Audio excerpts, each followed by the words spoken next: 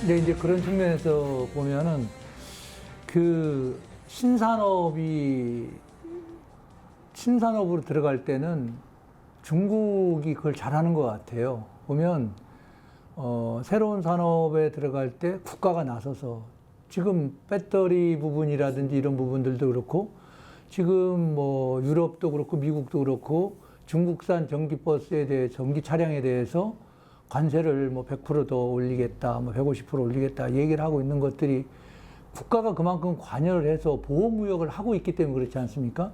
그런데 그 상황까지 올라오기까지 한번 우리가 살펴보면 중국 같은 경우에는 과거에 이제 내연기관을 한번 정복해보자 해서 독일의 벤츠, 아우디, BMW 이런 회사들을 다 전부 다 50대 50으로 해서 끌어들였습니다. 그런데 끌어들여 놓고 보니까 이 기술은 우리가 정복할 수 있는 기술이 아니야.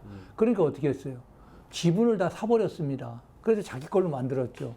그 이후에 전기를 시작을 한 겁니다. 바로 시작을 했죠. 그러다 보니까 배터리 사업이나 이런 부분들이 중국이 훨씬 더 앞서 있어요. 그런데 뭐 가지고 앞서 있느냐? 지금 말씀하신 대로 원소재, 즉 희토류.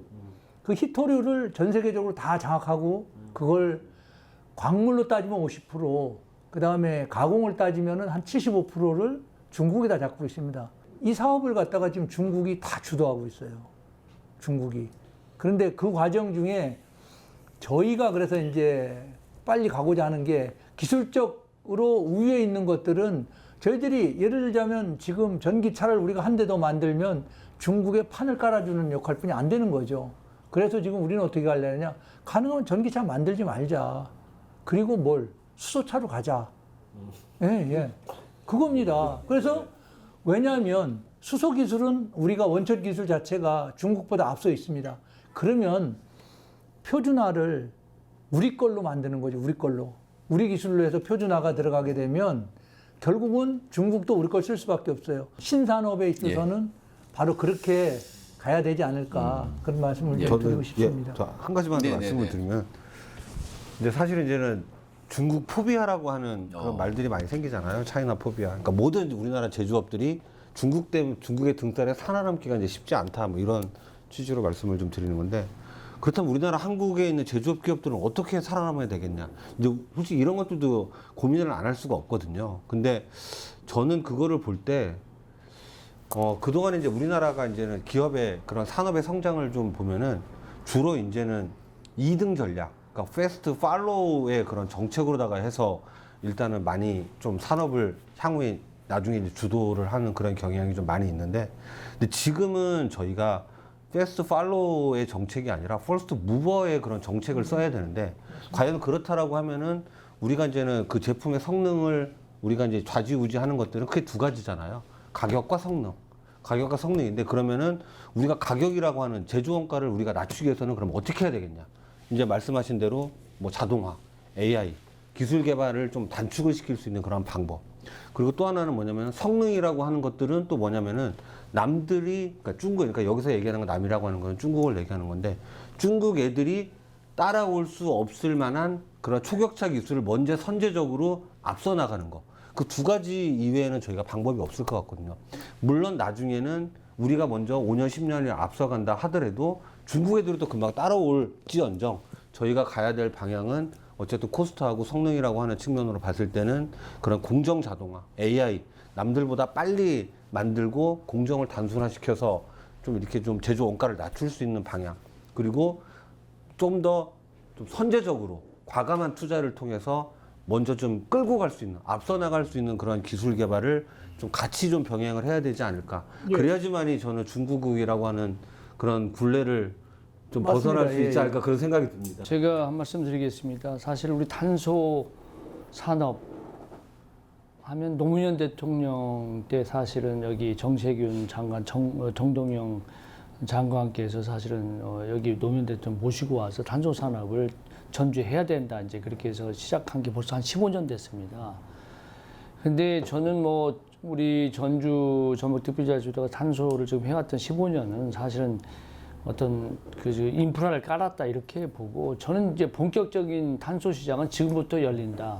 저는 이제 그렇게 생각합니다. 왜냐하면 지금 저 우리 전북대학교가 뭐 첨단 방위산업학과를 저기 만들고 현대 로템뿐만 아니고 LIG 넥스원, 하나 에어로스페이스가 다 여기에 우리 새만금이 오려고 하는 가장 큰 이유 중에 하나가 탄소 복합 소재, 첨단 소재를 여기서 조달할 수 있다. 이런 지금 왜 그러냐면 뭐 드론이라지 앞으로 그 방산 무기는 결국은 얼마나 고성능의 그 경량화된 그 소재를 얻을 수 있느냐가 굉장히 중요한데 이게 전주가 지금 전북 특별자치도가 그거의 소스다 이렇게 생각하고 지금 오고 우리 전북대학교가 그런 같이 그 방산 기업들하고 지금 R&D를 하고 있는데 본격적인 사실은 탄소 시대는 이제 지금 막 열리기 시작했다 저는 그렇게 보고 있어서 우리 박교순 본부장님 그동안에 애쓰셨는데 이제 앞으로는 그 정말 전망이 밝고 해야 될 일이 더 많다 저는 그렇게 보고 있습니다. 우리 도가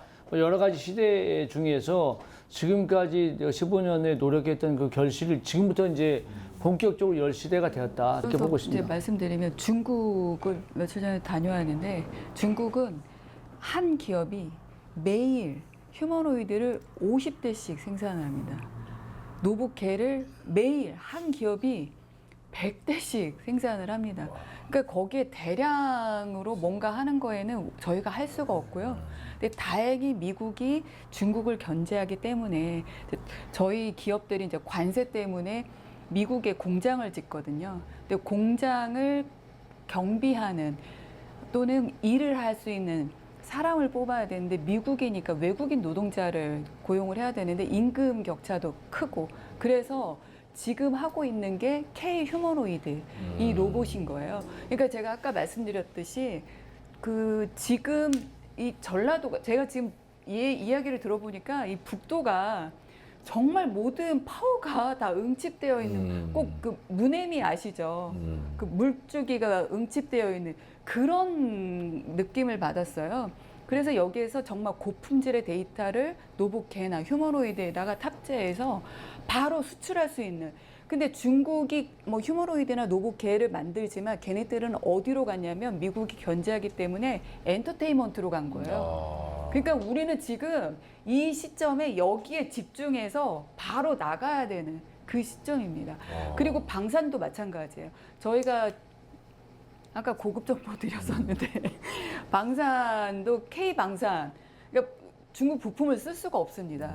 그리고 방산은 정말 고성능의 고품질 이게 나와야 되고 가격은 중요하지 않거든요.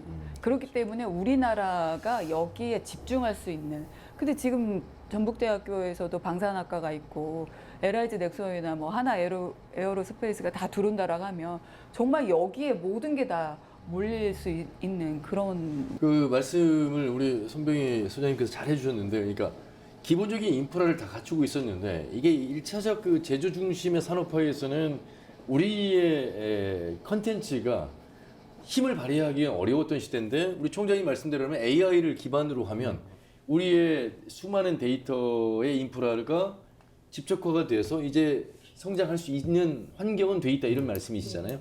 그런데 이제 중요한 건 아직 우리 전북의 기업들은 영세하고 50인 미만의 중소기업들이 많은데 그것들과 언제 어떻게 연결시키냐 이거죠. 대기업 중심의 속도는 굉장히 빠른데 과연 현장의 기업들과는 어떻게 연결돼서 또 이것이 일자리로 창출되고 어떤 도움을 받아서 갈 것이냐. 아마 이런 부분을 우리 안지정 회장님이나 아까 박식 대표님은 지역의 기업의 대표로서 이제 그런 부분에 대한 안타까움, 또 공백, 간극을 말씀하신 것 같습니다. 제가 아까도 그 말씀을 드렸지만 이 상용화, 실용주의 이게 엄청 중요하거든요.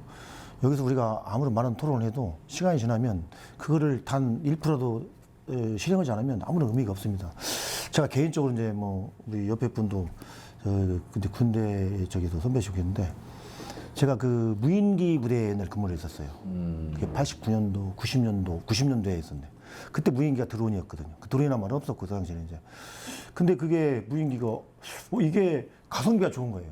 지금 예를 들어서 전투기를 한 대 살려면 F-22 살려면 1,500억 이게 있는데 지금 이분 이스라엘이나 뭐 우크라이나 이거 보면 다 이게 100원이 100만 원을 잡아먹는 이런 전투 효과가 났다거든요. 이게 이제 산업도 마찬가지거든요.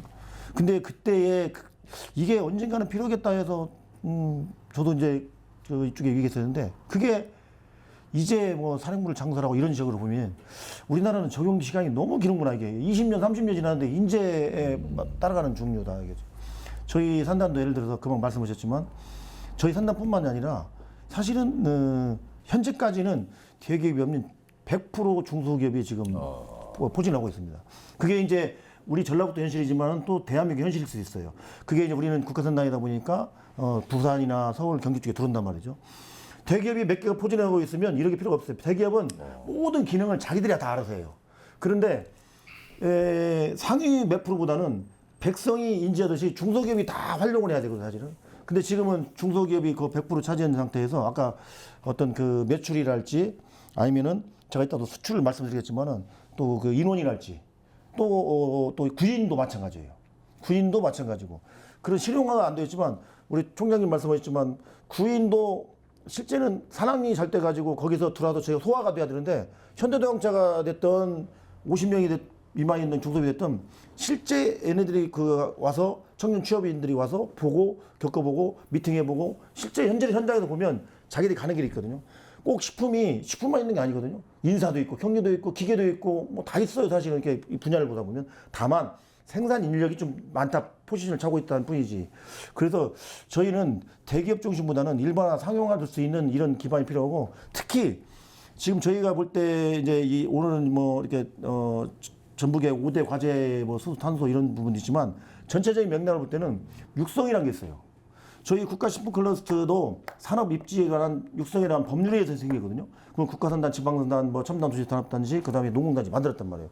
국가산단은 국가기관산업 육성에 대한 근거로 만들었어요. 국가기관산업이 식품, 반도체, 철강 다 들어가 있어요. 교통, 인프라. 뭐 식품을 만드는데 육성이 안 되는 거예요 지금. 육성하려면 실제 어느 그 기업이 들어왔고 창업이 들어왔는지, 벤처가 들어왔는지, 아니면 소기업이, 중견기업이, 중소기업이, 대기업이 거기에 맞춰야 되는데 제가 항상 말씀드리는 게 초등학생한테 미분조건 주고 고등학생한테 덧셈 치면요 그건 다 비효과가 나버려요. 초등학생한테는 덧셈 벨트를 가르쳐야 되고 고등학생한테 미분조건 가르쳐야 되고 그 응용학은 대학생한테 가르쳐야 되거든요. 그럼 대기업한테 전문시켜주고 그래서 같이 눈 맞추려 해도 교육이 가야 되는데 이런 모든 게 저희 기업들은 진짜 말씀드리면 전라북도는 그게 너무 그 실제적인 이런 기반 이 바텀에 있는 기술적인 거나 실제 제도나 이런 그 법률들이 이게 소통이 안 되고 반영이 안 됩니다, 사실은. 예. 잠시만요, 총장님. 굉장히 짜여진 각본 없습니다. 그냥 편안하게 자연스럽게 각자의 영역에서 우리 전북을 사랑하는 애정 속에서 각계 전문가들의 목소리를 듣고 있습니다. 한 분야의 어떤 디테일한 강론 그것을 이야기하기에 전 단계인 것 같습니다. 그래서 조금 아쉬운 부분이 있으나 총론 측면에서 그리고 서로 소통이 안 되는 부분들 각자 도생하고 있는 측면에서 지금이 그 과도기가 아닐까 싶습니다. 그런데 AI를 비롯해서 산업의 속도, 문명의 속도는 굉장히 빨리 우리 곁으로 다가오고 있습니다. 그런 부분에 대한 최소한의 고민의 흔적이 오늘 이 시간에 남아있지 않을까 싶습니다. 지금 AI에 대한 발제, 식품에 대한 발제, 그리고 재생에너지, 탄소, 또 이제 수소 가겠습니다만 식품 관련해서 발제를 해주셨는데 여기에 대해서 연관지어서 좀 이야기를 좀 해보도록 하겠습니다. 국가식품 클러스터의 기관이 들어와 있고 지금 그렇지만 중소기업이 100%, 대기업은 왜 오지 않을까? 이게 익산에 있어서 오지 않는 것인지 아니면 아까 우리 박식 대표님 말씀처럼 SOC라고 하는 또 기본적인 수도, 전기에 대한 인프라가 갖춰지고 나서 집을 짓고 사람을 모이게끔 해야 되는데 그런 건 지금 갖춰져 있지 않고 어떻게 육성에 대한 관한 법률 가지고 겨우 만들었는데 아직 너희들의 갈 우리의 상황은 아니야. 거기 가서 우리가 얻을 게 별로 없어라고 생각하는 것인지 그런 측면에서의 좀 기업의 입장에서 꼭 식품이 아니어도 이렇게 좀 접근해 주셨으면 좋겠습니다. 우리 박식 대표님. 이제 제가 아까 이제 탄소 얘기도 좀 했었고 하는데 잠깐 아까 서두에서 말을 못하고 넘어와서 한마디 말씀드리면 어쩜 그렇게 우리하고 중국하고 산업구조 그 포트폴리오가 절묘하게 완벽하게 겹치는지 이런 두 나라도 아마 없는 것 같아요. 전 세계 유례를 볼 수가 없는 것 같아요. 반도체, 휴대폰, 자동차, 배터리 뭐 모든 산업이 우리하고 대한민국하고 유일하게 중국하고만 이렇게 퍼펙트하게 맞는 것 같더라고요. 그런데 그러다 보면 야 우리가 너무 모든 산업에서 중국을 앞서려고 하는 너무 과욕이 아닌가? 진짜 우리가 가야 될 길을 어떤 특화해서 그 부분으로 가야지 재생에너지도 중국을 앞서야 되고 뭐 예를 들어서 아까 제가 말씀드렸는데 뭐 풍력 발전기는 이미 전 세계에 거의 한 70, 60%가 중국 회사들이 석권을 했고요. 태양광 발전 그 모듈은 80% 이상 이미 중국에서 석권을 했습니다. 전 세계 시장을. 근데 우리나라는 태양광 모듈은 5% 정도를 가지고 근근히 이제 유지를 하고 있는데 그렇다면 정부에서 이 태양광 모듈 쪽에 집중 투자를 해서 그 시장을 넓혀갈 수가 과연 있을까? 중국의 거대한 벽을 뛰어넘을 수 있을까? 또 이런 많은 생각을 현실적으로 많이 해봅니다. 저는. 그러다 보면 차라리 그럴 바에는 일각에서 나오는 얘기입니다. 차라리 우리가 이제 앞으로 해상풍력 시대가 엄청나게 이제 열릴 건데 그 현재 전 세계에서 가장 큰 풍력 발전기를 만든 나라도 역시 중국이에요. 근데 중국에 18메가와트짜리 풍력 발전기를 하나 만들었는데 어느 정도냐면요. 타워 높이가 한 160m 정도 되고 블레이드 하나 길이가 130m입니다. 이게 블레이드가 돌아가면 260m의 그 지름을 가지고 돌아가거든요. 근데 그 블레이드 역시 그 워낙 그 극한에서 돌아가잖아요. 태풍도 맞고 바람도 맞고 눈도 맞고 그러다 보니까 굉장히 그 중량감이 있어야 되고 그 견고해야 되고 또 20년 동안 그 피로도가 엄청 강하거든요. 블레이드가 휘어짐으로써. 네네. 그래서 이 아까 그 탄소 복합 소재 이게 반드시 그 블레이드에 앞으로는 적용이 돼야만이 앞으로 또 그 확대해야 될 산업이다. 근데 유일하게 전라북도에 우리나라의 풍력 블레이드를 만드는 회사가 딱 하나가 있는데 그게 군산에 있습니다. 군산에 있죠. 휴먼 컴포지트라고. 엊그제 지사님이랑 서울 가셔서 무슨 협약서 체결 하고 오셨어요. 이게 협약서 체결하기까지는 좋은데 그것까지는 참 잘하시는데 그럼 계속 그 이유가 항상 문제라고 우리 항상 기업인들 나오면 성토하잖아요. 그 이유가 문제다. 끝까지 그 협약서 체결했으면 그 이행이잖아요. 끝까지 이행이 되는지 또 뭐가 문제인지 또 기업의 애로사항이 뭔지 이걸 적극적으로 끝까지 이걸 투자를 하고 약속을 해줘야 되는데 일단 신문에 협약서 체결하고 난 다음에 그 사장님한테 가보면 뭘 도와준지를 모르겠다. 지금 이런 거거든요. 제가 대학에서도 이 반성을 좀 해야 되는데 사실 우리 식품 클러스터가 익산에 위치해 있으면 원광대는 사실 식품공학과를 엄청 키웠어야 됩니다. 지금도 물론 뭐 농생명 어떤 그 저기 뭐 산업을 특화해서 글로컬 사업으로 되긴 했습니다만 사실은 저는 이제 제가 총장 되기 전에 우리 농생대 식품공학과는 지금의 10배 정도 커져도 된다. 교수가 한 7, 8명, 7, 80명 되면 우리 익산의 식품 클러스터도 키울 뿐더러 전 세계 식품 산업을 우리가 주도할 수 있다. 왜 그러냐면 사실은 원광대 마찬가지입니다. 사실 지금 다양하게 하고 있지만 식품만 주도하고 뭐 한의대, 의대, 뭐 약대 이런 것만 주도해도 사실은 엄청 잘 나갈 수 있는 좋은 여건인데 저는 이걸 못 하고 있는 것이 저도 총장하고 있지만 좀 문제가 있다 이게 보고 저는 이제 전반적으로 이런 말씀을 좀 드리고 싶습니다. 반도체, 뭐 2차 전지 다 좋은 산업이기 때문에 다 하는 겁니다. 자동차도 마찬가지입니다. 이걸 피해서 할 수 있는 게 별로 없거든요. 근데 저는 역사적으로 볼 때 한국, 중국, 일본은 5,000년, 뭐 10,000년 역사에서 3,000번 이상의 전투를 한 나라입니다.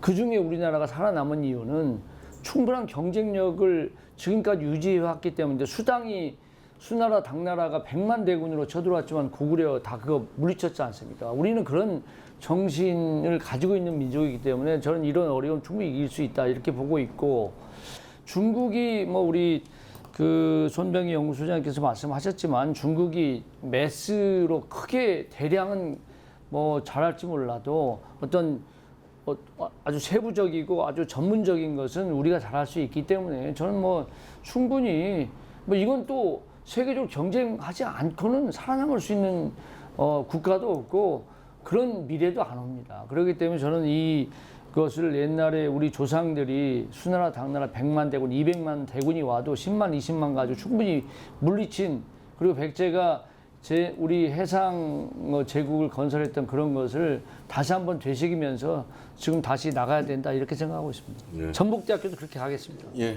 그 연장선에서 제가 좀 한 가지 좀 궁금한 게 좀 있는데 뭐냐면은 사실은 그 농생명 식품은 어떻게 보면 농생명, 바이오, 식품 다 하나의 그런 그 카테고리 안에 있는 그런 산업들이잖아요. 근데 이제는 어쨌든 우리나라가 지금 뭐 90% 이상이 다 중소기업이기도 하고 그렇지만 우리 어쨌든 그 산업 기업이 성장을 하기 위해서는 우리나라에서의 경쟁력이 아니라 이제 글로벌 경쟁력을 갖출 수밖에 없는 거고 그런 측면으로 봤을 때 저는 그 바이오나 농생명 그 기술 수준이 어느 정도 되는지는 잘 모르겠지만 차라리 그런 돌파구나든가 이런 산업 성장의 기회를 해외랑 그런 쪽에서 좀 찾으면 어떨 거라고 하는 생각이 아까 그건 현철이 이제 기반 산업이 그 아까 여기 뭐 질문이 어디 있던데 다시 전북으로 돌아가면요. 전북은 일단은 그 농생명 바이오의 전북 자체도 출범해서 농생명 바이오 쪽으로 저 지역을 확장을 시켰잖아요. 그 다음에 그 우리 그 식품에 대한 그 원 자료가 많아요. 원 부자재가 각 지역별로 그걸 활용을 못해요. 그거를 기업이 요구하는 일에 못 맞춘단 말이에요. 그게 조합이라는 것이 있지만은 못 맞추고 그래서 전라북도는 농생명 바이오를 중심의 지역을 추구하고 뭐 여러 가지 기관 산업도 만들고 그다음에 그 원자재도 많고 더군다나 거기다가 이제 그 유관기관이 많잖아요. 뭐 품간호이랄지 농정원 뭐 다 들어와 있다고. 거기에 지금 엊그제 뭐 이제 정부하고 얘기하는데 K컬처의 문화에 K푸드 집어넣자 해서 정부의 113대 과제에 집어넣고 그랬었는데 실제 제가 이제 생각하면 그러면 우리 전라북도는 이게 뭐지? 그렇게 해서 환경이 좋단 말이죠. 근데 우리가 바라보는 것은 없다고 기업들이 성토를 해요. 저쪽에 들어오는 기업들이. 제가 그걸 보니까 푸드밸리 교수들이 한번 왔어요, 저한테. 우리 원래 2007년도에 노무현 대통령 때 만들었을 때 그 푸드밸리나 미국의 나파밸리 이 기준도 만들었단 말이죠. 그 와인의 그 사유를 차지하고 그다음에 푸드밸리는 규모의 경제라고 하지만은 실질적으로는 이스라엘이나 내 수중용량 때문에 이스라엘이나 저쪽 그 푸드밸리를 예를 들어보면 똑같아요, 우리나라 구조는. 거기에 로베르담이라는 항구가 있고 그 다음에 와겐이 있고 와겐 대학이 있고 거기에 이제 산악관 그걸 이제 뭐 트리플 힐릭스인가 뭐 이렇게 해서 구성이 되어 있다고요. 근데 산악관이 되어 있지만 우리는 형식이고 제가 커피를 항상 우리는 퀀티티 걔들은 퀄리티라고 하는데 우리는 형식이고 간 내용인 거예요. 내용은 다 구조는 똑같은데 안 들은 이유를 보니까는 유기적으로 안 들어가요. 그게 아마 그 나선형 그 구조라고 해서 그들이 여는데 산학년인데 기업이 들어와 있어. 근데 그 30km가 그 유럽의 관문을 딱 치고 있단 말이죠. 그러면 그 30km 조그마한 마을 5만도 안 되는 그 마을에서 30km 반경으로 다 모여 있단 말이에요. 우리는 집적으로 되어 있어요. 산단이라고 해서 국가산단에서 뭐 150만 평 했지만 걔들은 퍼져 있단 말이죠. 그러면 그걸 왜 되는가 해서 물어봤어 교수들한테. 그게 올 6월인가 한번 찾아와서 그 교수들이 어떻게 해야 다시 거꾸로 왔더라고 이제. 그래서 저걸 면담하는데 제가 보니까 걔네들은 실제적으로 주도적으로 실물적으로 실용적으로 하더라고 있더라고요. 왜냐면 아까 산학년 있잖아요. 그러면 학교는 우리는 제가 그 각 대학 이제 총장 되시기 이전에 제가 각 대학 총장님하고 그 산학력 단장이 계시잖아요. 이게 구조가 안 되는 거야. 1년 뒤에 가니까 사람이 바뀌어 있어요. 또 그분이 또 그분 분야가 아니야. 그럼 행정만 있어. 그 밑에 있는 행정 아무도 몰라. 그리고 돈은 나와 정부에서. 그러니까는 이 기업들하고는 아무 관련도 없어. 이게 아무리 그 제가 몇 번 만나다가 말았죠 그냥. 아 이건 우리 관련이 없구나 이분들은. 근데 네덜란드는 산학년이 걔들은 그 개발청도 아예 갖다 집어넣고 그다음에 그 대학도 거다가 집어넣어서 육성을 시켜버려요. 이번에도 엊그제도 농통진흥청에서 100인명인가 그 지금 어제 중국시켰거든요. 그게 여기에 들어왔어야 되거든. 그래야 우리 기업들을 만나서 야 너 학생 이리 와봐. 주중에도 제가 강의 나가보면 항상 들어보면 실물은 틀리거든요. 걔들이 연봉이 얼마나 오는지 제가 기술을 어느 정도 자기를 갖고 있는지 아까 대학이 원하는 거하고 기업이 원하는 거 또 틀려요.